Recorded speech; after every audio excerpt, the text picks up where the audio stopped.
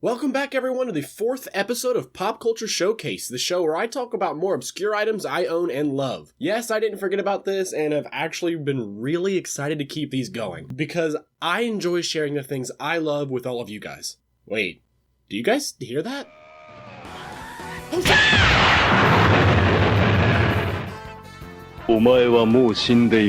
Hokuto No Ken, more commonly known as Fist of the North Star, is a Japanese manga series written by Yoshiyuki Okamura and illustrated by the unforgettable Tetsuo Hara.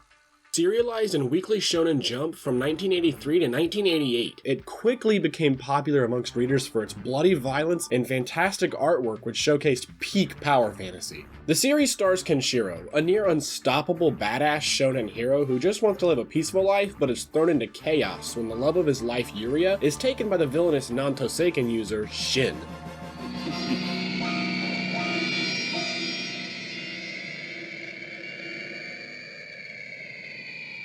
In the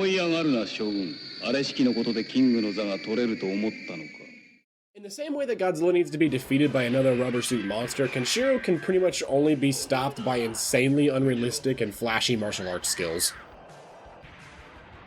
He practices Hokuto Shinken, an ancient assassination art that kills its victims from the inside out via pressure point.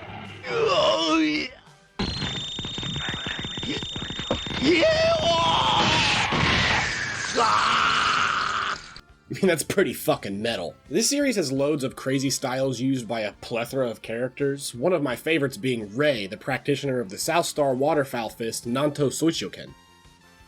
Nanto Suichoken! 動きは水面に浮かぶ水鳥のように優雅で華麗。だが、その剣の威力は比類なき残虐非道の必殺剣である。ほう、少しは心得があるようだな。This Mad Max meets Bruce Lee mashup has since become a full-blown franchise, selling over 100 million copies of the manga, making it one of the best-selling manga in history. In the 2-part anime, Kenshiro is brought to life by voice actor Akira Kamiya, who made this series world famous for its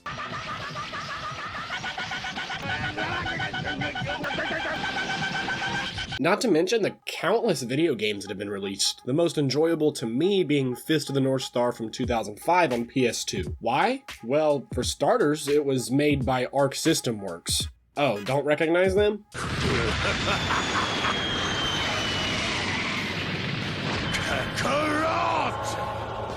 Yeah, how about now, buddy? This game has some of the most balls-to-the-wall gameplay and broken mechanics that make this game a treat to play for people in the fighting game community. Not to mention, it's a fucking killer representation of the series itself. No way! No way!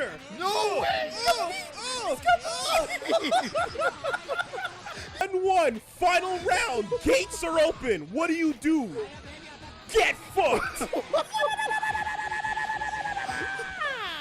This game is Fist of the North Star, and if you're a fan of the series, I highly recommend you find a way to play this, either physical copy or, you didn't hear this from me, get it on an emulator. I originally watched the anime before becoming a pretty big fan of the entire series, reading the manga from start to finish, as well as owning some of the side stories such as Hokuto no Ken Rao Gaiden, aka Legends of the Dark Ring. It's definitely in my top 5 favorite franchises or series, and one that I'm gonna cherish for a long time. Fun fact, everyone, Hokuto no Ken is one of the highest grossing franchises in history, but only due to, now get this, pachinko sales. Yeah, like those pachinko machines.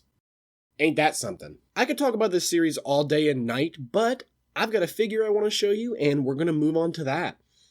The figure I wanted to take a look at today is a prize figure from SEGA. I actually own 2 of these thanks to Haley for being the best girlfriend ever, but I also only wanted to take this one out and keep my black and white variant in its bag just to make sure it stays mint. Stallone here stands at around 30 centimeters, and since he's pretty thin and straight, he's astoundingly shelf friendly, and that goes a long way with me.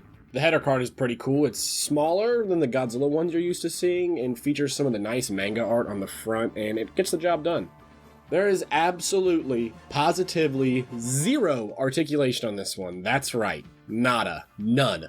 He just stands there, and I'm okay with that. This figure pretty much pulls off the anime look as we saw him with the blue jeans / leather material, whatever you want to call this, which is just, so badass. Everything painted here looks really nice considering its age and value. He's got a nice face sculpt and actually some nice sculpting in his hair. It doesn't look too bad. I really like all the wrinkles and details they put into his pants and his jacket. It looks pretty good.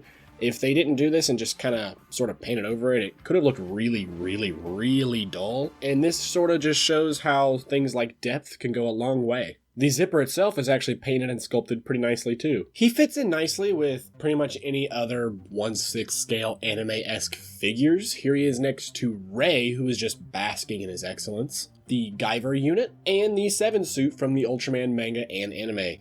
I've been steering towards collecting just about everything under the sun instead of just collecting Godzilla figures, and plan on adding the super articulated figures from Medicos to the collection as well. This figure is a great representation of Kenshiro, especially if you don't have the money to shell out for some of the older Kyoto ones and you just want to find something cheaper to put in your collection. That does it for this episode of Pop Culture Showcase, everyone. Are you guys enjoying this series? Be sure to let me know down in the comment section below. I'm also on Instagram if you prefer social media. That link will also be in the description. And don't forget to like and subscribe to the channel. We're getting closer and closer to 1,000 subscribers every day, and I couldn't be more thankful, everybody. It brings a smile to my face to see the channel take off the way it has. Thank you all very much, and I'll see you next time.